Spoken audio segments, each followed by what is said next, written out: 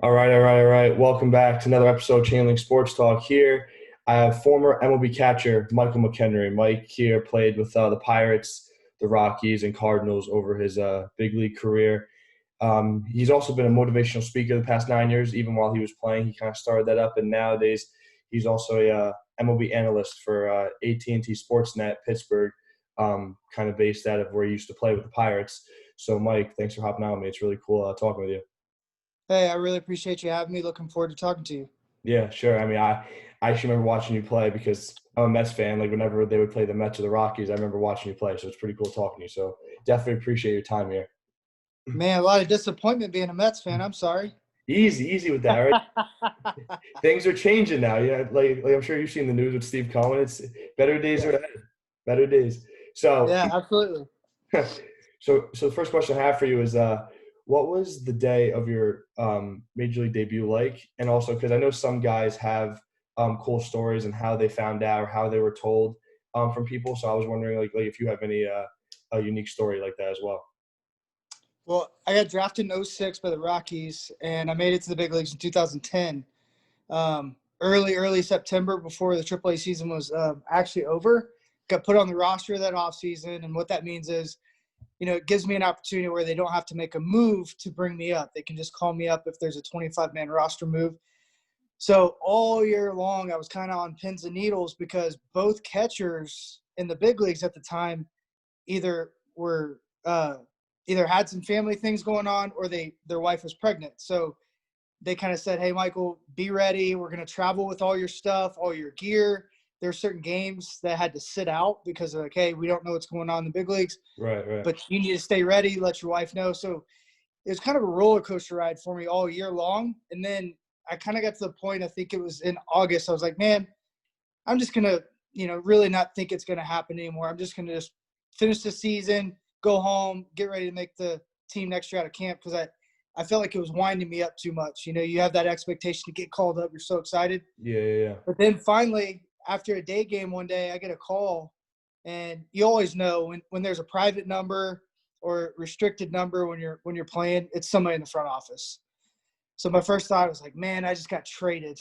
You know, what Yeah. just happened? I think I just got traded. So I pick up the phone. It's my manager, and he's like, hey, need you to be at the field at 10:30 tomorrow or something like that. I can't remember exactly the time. I go, we have a night game. He goes, not in Denver, we don't. Congratulations. And, Right. my wife jumped on my back. She was listening because she wanted to know what was going on. So it was really special for both of us. I mean, the journey was long. We went through short season to AAA, played, every year in winter ball. So it was one of those things that was like, the work paid off. Now it's Absolutely. time to go enjoy it. Yep. So I guess kind of looking back, would you say that it was a good thing that you kind of almost knew that you would get called up?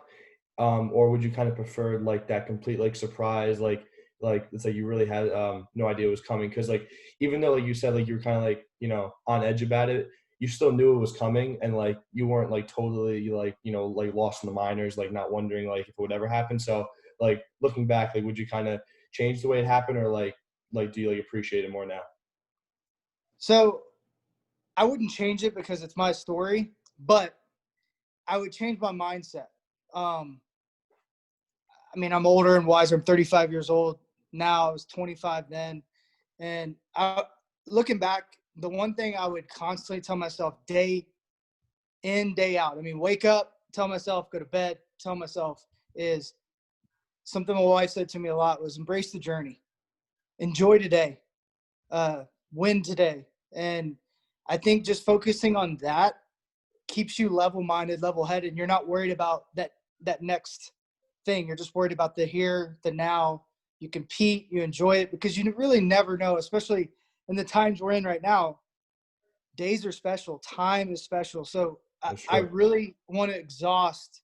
If I could go back and really tell myself, I said, Michael, exhaust every moment. Every moment you need to exhaust it because you're not going to get that moment back. So that's the one thing I tell myself hindsight, but all in all, I wouldn't change my story.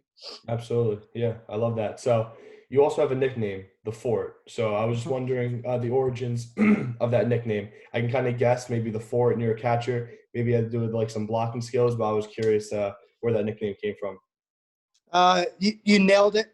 Greg Brown, Bob Walk, and Steve Blass, the broadcasting group with the Pirates, early on there, I think it was the first week, named me after Fort McKenry, which is the base where the Star Spangled Banner was written. Of course, yeah. Fort McKenry protected the United States at the time. So it's just it's a really special thing for me. I'm a big military buff. I have a lot of friends that, either served or have one or two that passed away. And at the end of the day, it's more special with that than anything else. But it also is something I took a lot of pride in because I love keeping the ball in front of me. It's probably one of my better attributes behind the plate. So, keeping the ball in front of me, being the Fort McKenry, I felt like it was a necessity even more than it was before. Yeah, definitely. I mean, you kind of like fell right into that category there, like with your last name and catching all that. So that definitely a good fit. It's really cool. So then, kind of still talking about catching. Try to explain for people who don't understand or maybe who aren't catchers, like the toll and the grind of a major league catcher over the course of 162 game season, or even like when you're in the minors, because I know the minors is very grueling with traveling and all that. So I guess like the best you can, like try and like summarize it for somebody who wouldn't understand.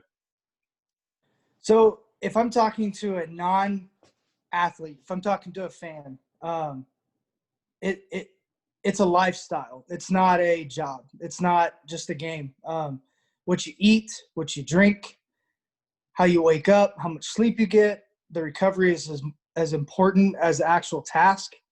And then to go deeper for all the athletes out there, if you're not spending time on mobility and recovery, you're really doing a disservice to yourself. I mean, I had 5 knee surgeries. All of them had to do with my genetics more than they did actual like hurting myself until after I got done playing. I tore my ACL just after Christmas last year. Oh, wow. So I would say for anyone that wants to catch or be a professional athlete, you're playing college, is if you're not focused on your nutrition, your sleep, your mobility, and your recovery, you have a lot of issues. Because being behind the plate, it's all the little things that you don't realize that get you, right? Absolutely, So day in, day out, you catch 9 innings, maybe you go into extra innings or whatever. It's a 3-hour game. You're in a squat constantly, so you have to constantly work that posterior chain to kind of pull your hips back underneath you, erect your spine, and make sure that that spine angle is really good so your hips don't get out of line. It doesn't affect your swing.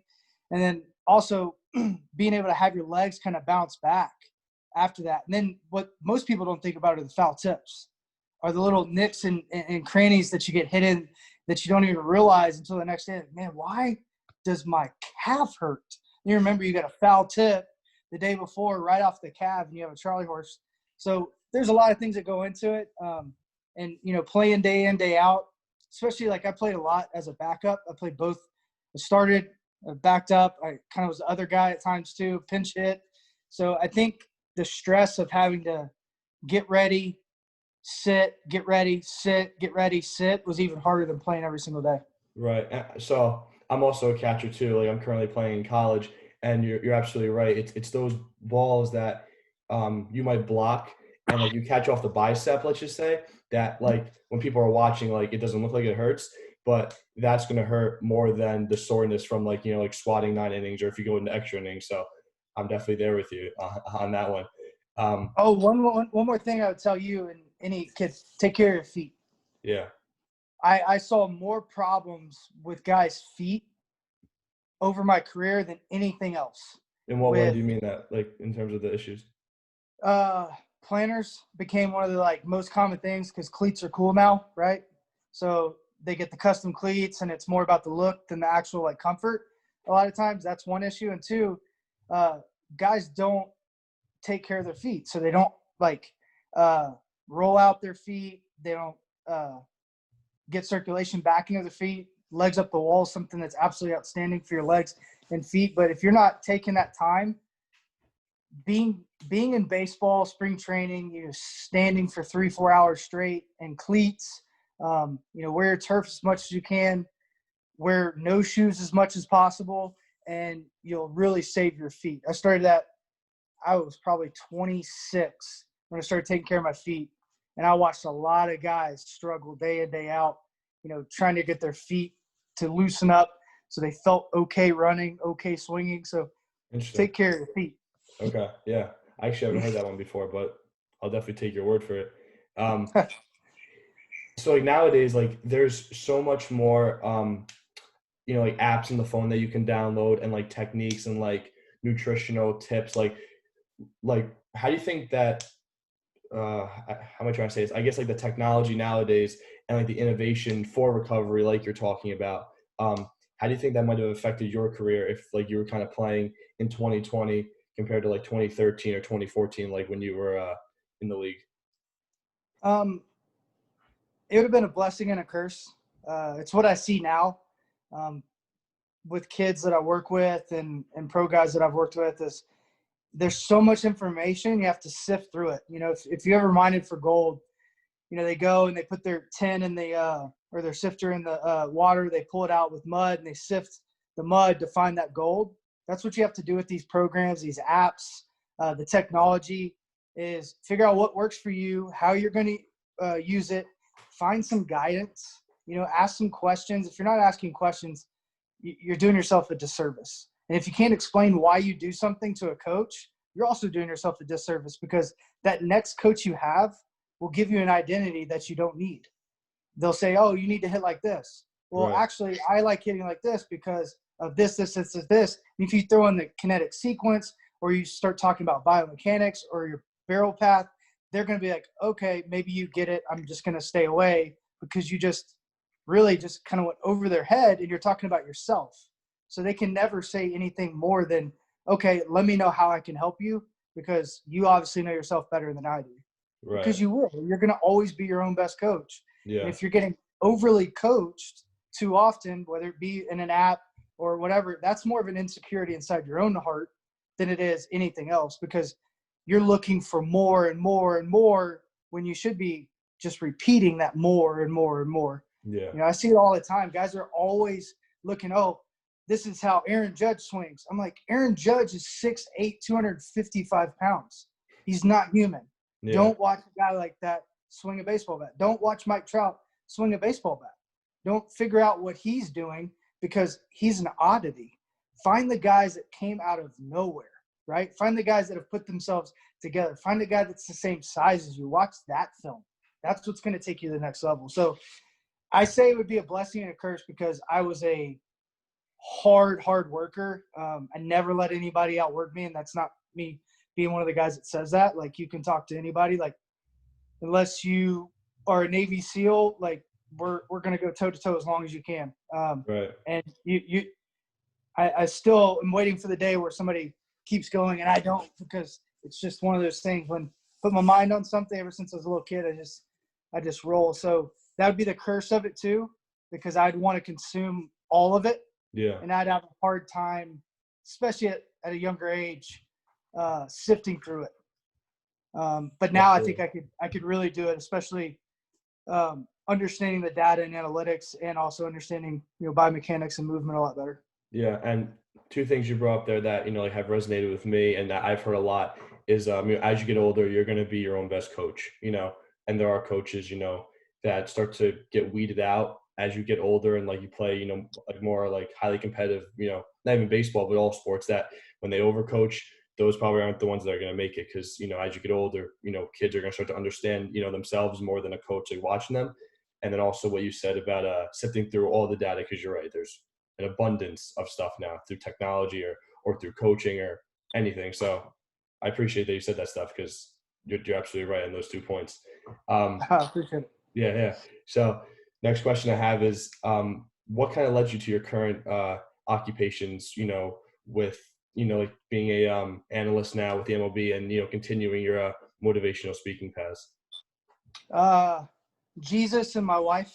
Uh, I couldn't have. Uh, I couldn't have in a million years said post playing I would be an analyst. Um, Speaking in front of a bunch of people, uh, putting together my ideas and thoughts to get them put together and edited and going out to 1 million+ people on a daily basis is something that is beyond my wildest imagination. And the reason I say that is I grew up with 2 learning disabilities, hated talking in front of people, was a bad speller, was a bad reader, was a bad writer all the way through college, had to work my tail off. So being in front of people, speaking and doing those things was not anything that came easy to me.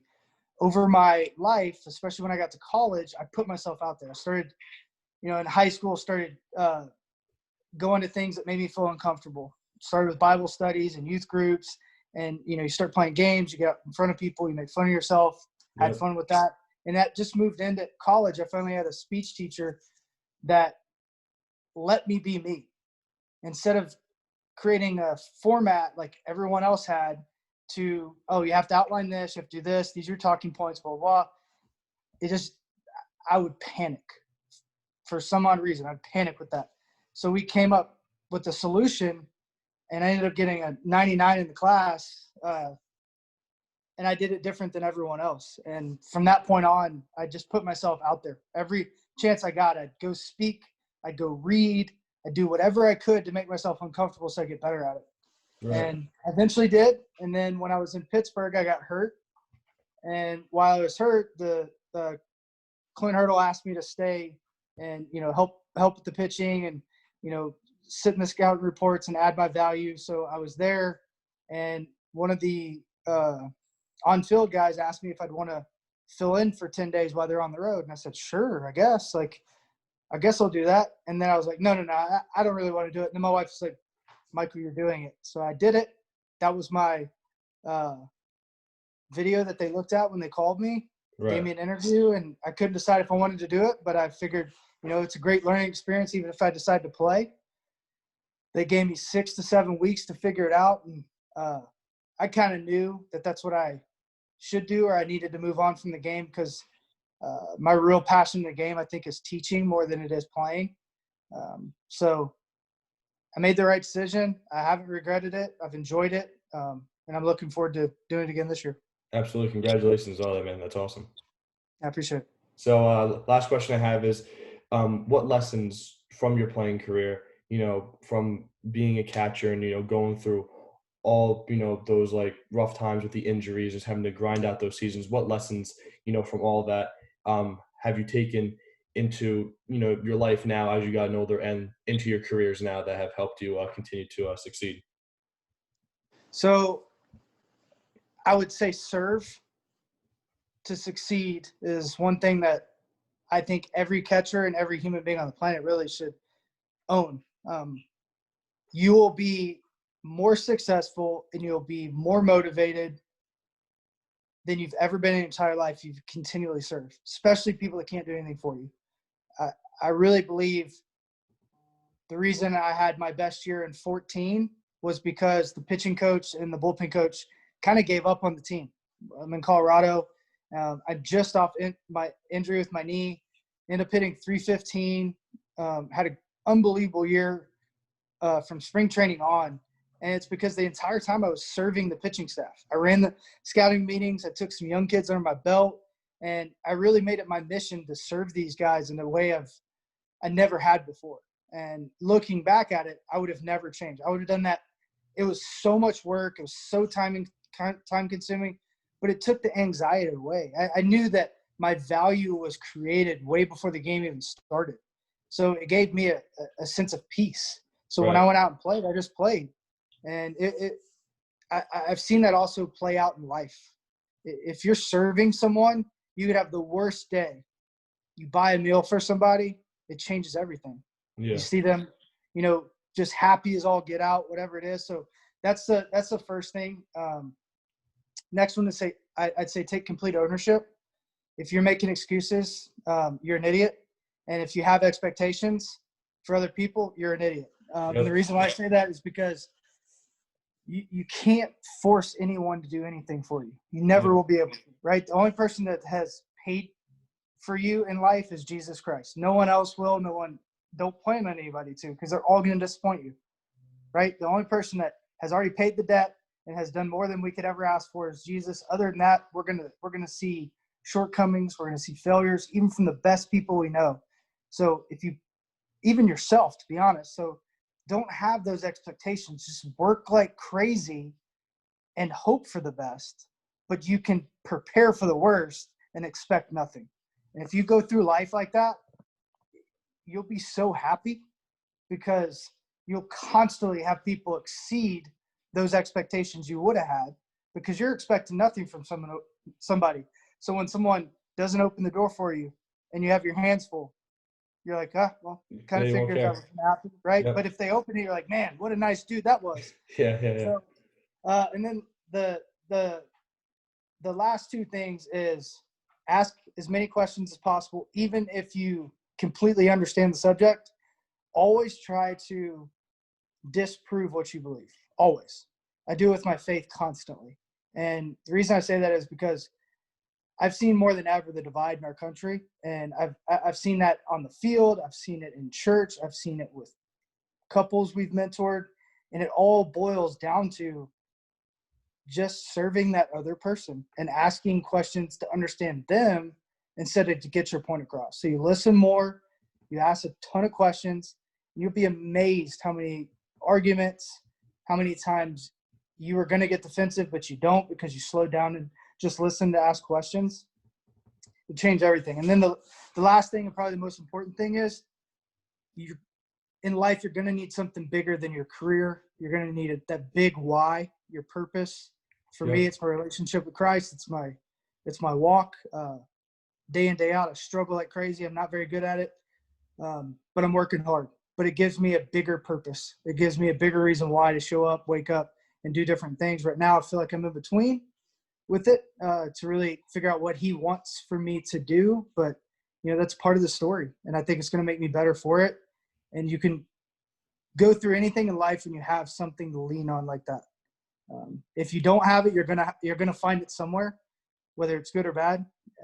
I see it all the time, and I heard something the other day that blew my mind, and it's so true. Guy I listened to a podcast wise, he said, "Why I believe in God is because I watch other people try to fill His role," and that blew my mind Okay. because it's Makes so sense. true. Yeah, yeah, Yeah, because you put all your hope in something. What did I say about expectations? They'll be devastating, right? So you put all your hopes in this, all your purpose, all your why, and then it's disappointing. It's in baseball, for example. If that's your thing and that's your everything, you wake up, you sniff it, you eat it, you drink it, then you get hurt. What happens then, right? You just lost it. Where do you yeah. put your purpose? Where do you put your why? So that's probably my four main points I would say, because life's hard, and if you think it's going to be easy, you're in for a rude awakening. But if you prepare like it is hard, think about how successful you can be, and then also think about preparing for the hard allows the good to really shine through. No doubt. Yeah. Yeah. I mean, that was awesome. That was awesome. Thank you for that. No That's all I problem. got. That's all I got for you. But really great insight. Obviously you're a very qualified person. You've been through a lot, and you have certain experiences. And just thank you for your time. That was really cool. Thank you, Mike. Hey, no problem. Appreciate you having me. Thank you. Yeah. God bless. Yeah. Absolutely. Best of luck the rest of the way with everything. All right. You too. Be well.